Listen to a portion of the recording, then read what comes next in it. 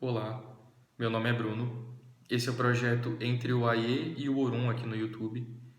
E hoje eu quero falar com vocês sobre incorporação dentro da religião de Umbanda.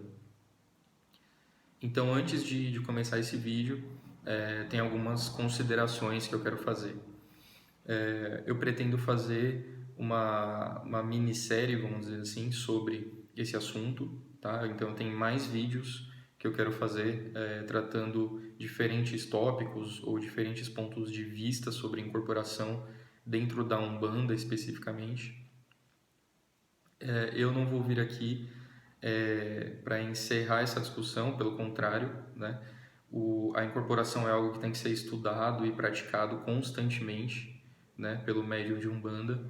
Então, o que eu venho fazer aqui é só dar os meus 2 centavos nessa discussão, nesse estudo sobre a mediunidade de incorporação dentro da Umbanda, que é algo tão importante para a prática ritualística do umbandista, mas que é algo tão complexo e que gera muitas dúvidas, principalmente para quem não tem muito tempo dentro da religião.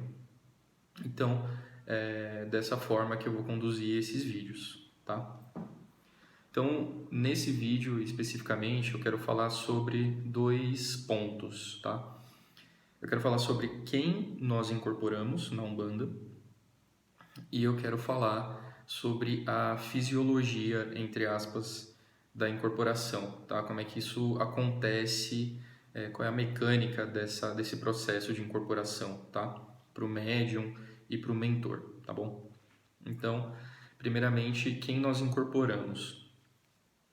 Então, na Umbanda, e mais tradicionalmente a gente costuma chamar dessa forma, nós incorporamos 2 classes de espírito, basicamente falando. Então a gente incorpora capangueiros e falangeiros, tá? Os capangueiros, eles são os nossos guias e mentores, aqueles que prestam atendimento nas giras de Umbanda. São os caboclos, os pretos velhos, os boiadeiros, os ciganos, né?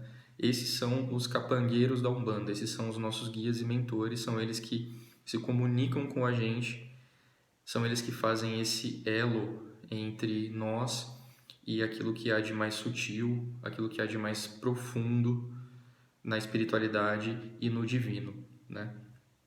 E a gente tem os falangeiros, que são aqueles espíritos que vêm quando nós chamamos pela energia dos orixás, pelo axé dos orixás, a gente recebe esses representantes das falanges dos orixás, que são os falangeiros de Ogum, os falangeiros de Iemanjá, de Yansan e assim por diante. Mas são espíritos, assim como os capangueiros, são espíritos humanos, tá?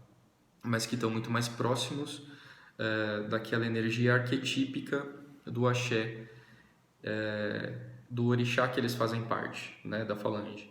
Então, eles estão muito mais próximos daquele arquétipo, muito mais próximos daquela energia, conceitualmente falando, de maneira mais primal, né?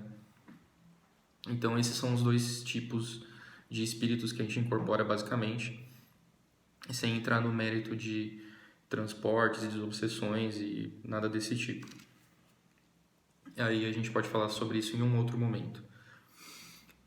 Mas além disso, além dessa primeira classificação, eu acredito que nós incorporamos espíritos que fazem parte da nossa trama espiritual, ou carrego, ou ancestralidade, como você queira chamar.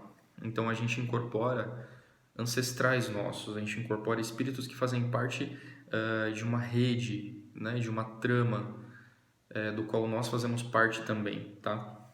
De uma sociedade, de uma família, de um agrupamento de pessoas, de uma linhagem específica, né? Por isso que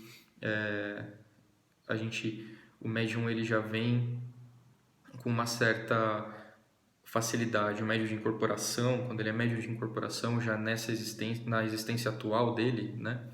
Ele é um médium de incorporação, ele já vem com essa facilidade porque foi algo trabalhado em outras existências, muito provavelmente, né? Foi desenvolvido, foi trabalhado, ele foi iniciado em outras existências para chegar agora e fazer esse trabalho com a espiritualidade para dar vazão a essas energias ancestrais que vêm antes dele, que vêm atrás dele, tá? Então, esses são os espíritos que nós incorporamos na Umbanda, tá? De uma maneira geral. E como é que funciona a incorporação dentro da Umbanda? Como é que ela vai acontecer? Então, a gente tem... primeiramente, a gente vai entrar em contato com a energia desse mentor ou desse falangeiro através dos ritos que acontecem dentro do terreiro, através da utilização de instrumentos, de defumações, de meditação, da concentração. Então a gente, primeiramente, antes de qualquer coisa, precisa entrar num estado alterado de consciência, precisa entrar em um certo estado de transe, para que a gente consiga acessar esse mentor energeticamente e mentalmente, né, principalmente, e para que ele consiga nos acessar também, né? Para que a gente entre em sintonia com essa energia, com essa faixa vibratória específica que a gente vai trabalhar, né? Então, vai acontecer ou não um deslocamento do nosso corpo perispiritual no momento da aproximação desse guia, desse mentor, desse espírito. E esse deslocamento do corpo perispiritual ele pode fazer com que o médium sinta uma certa tontura, náusea ou até desorientação, se sinta desorientado, porque é como se nós estivéssemos saindo do nosso eixo, né? do nosso eixo central. Esse eixo foi deslocado, e essa estrutura perispiritual foi deslocada para que haja uma junção, né? Entre nós, nosso campo energético, e o do mentor. E é isso que faz também com que nós percamos um pouco a consciência nos primeiros instantes da incorporação, tá? Por conta desse deslocamento, que é justamente para que o guia possa nos alcançar e acessar o nosso mental. Esse deslocamento, como eu disse, ele vai acontecer ou não, tá? E a intensidade com que esse deslocamento perispiritual vai acontecer vai depender muito também da concentração do médium e do quanto ele consegue entrar nesse transe, do quanto ele consegue entregar uma mente tranquila e passiva para o processo de incorporação, tá? E aí, isso também vai definir, vamos dizer assim, a porcentagem da inconsciência desse médium durante a incorporação, tá? Durante o processo da incorporação, que é algo que pode oscilar durante o tempo em que o médium está incorporado, né? Essa porcentagem de consciência ela pode oscilar durante esse período da incorporação. Ou seja, nós podemos ficar às vezes mais conscientes, às vezes menos conscientes do que está acontecendo nesse momento.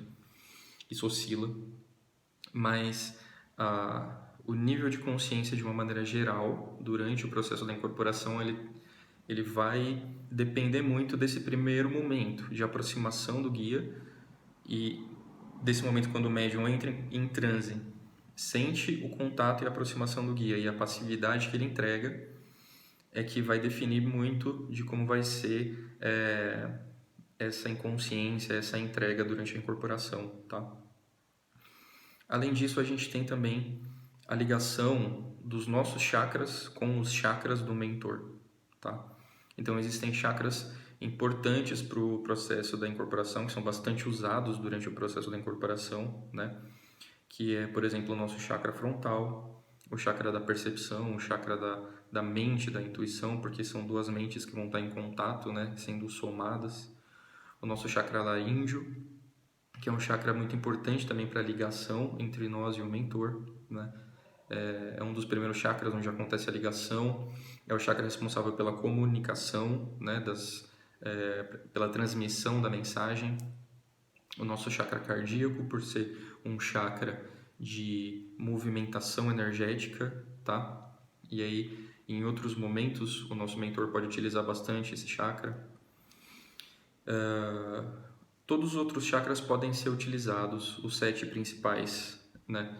Podem ser utilizados durante a incorporação, os chakras que nós temos na palma da mão, nos dedos, nos pés, tá? Na sola dos pés, principalmente. Então, a gente tem esses chakras aí que são utilizados mais intensamente durante a incorporação, durante a troca de energia que acontece entre o médium e o seu mentor e o seu falangeiro, tá?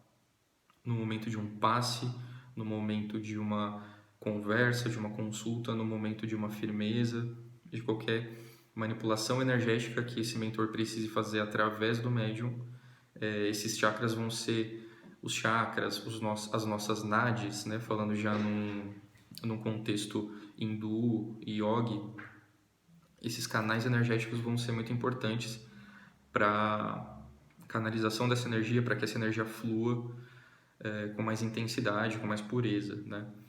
E aí eu pretendo falar também sobre essas energias, sobre a nossa estrutura energética e essa manutenção voltada para a incorporação, para a mediunidade de incorporação, tá? Para aprimorar isso, para lapidar isso e para manter isso também, tá?